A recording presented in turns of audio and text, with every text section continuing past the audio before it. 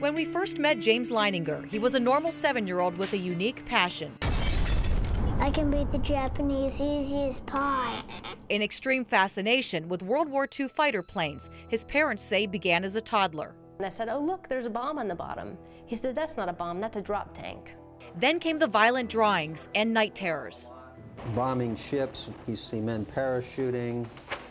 Here's another one where planes are dropping bombs. Help me. He would just be crying. He'd say, "Airplane crash on fire, little man can't get out." He laid on his back and kicked up at the ceiling, and he goes, "Mama, the little man's going like this." And he laid on his back and kicked his feet up. The little man's going, "Ooh, ooh, ooh, ooh, ooh, ooh," can't get out. And I said, "Well, who's the little man, baby?" And he goes, "Me." I thought Bruce and I were just gonna faint. They questioned, what kind of plane? Corsair. Why did your airplane crash? My plane was shot down. Who shot your plane? He looked at me like I was a village idiot. He said, The Japanese. He said his name was James, But his name is James. whose plane took off from the USS Natoma Bay and was shot down over Chichijima. The Leiningers hoped to disprove it, but learned it was all real, including a pilot named James Huston. Leo Pyatt served with Huston. Yes, there was a Jim Huston, a rather large shell, just hit him in the engine, and it burst into flames and went down. James recognized other shipmates by name and told his mother about James Huston's most treasured possessions and his sisters, Annie and Ruth. It freaked me out. This looks like an amusement park ride, but to James, it's a World War II flight simulator. He has more than 50 specific memories.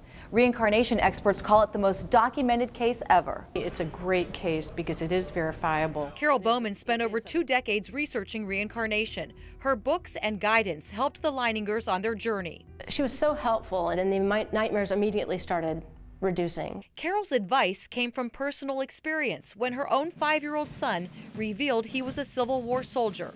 And he described how he went behind a cannon, and the next thing he knew, he was floating above the battlefield. Carol says reincarnation is a natural phenomena.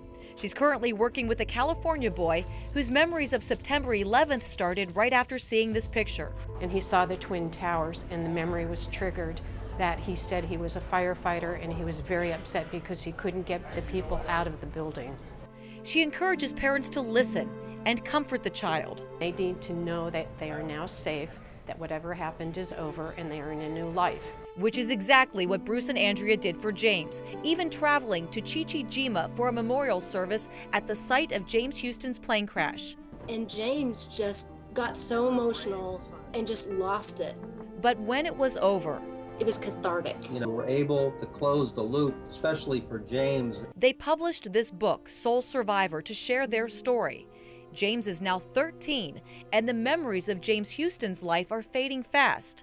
But he says the bond they share is eternal. I hope that it helps people understand the meaning of how precious life is, how fast it can just blow away.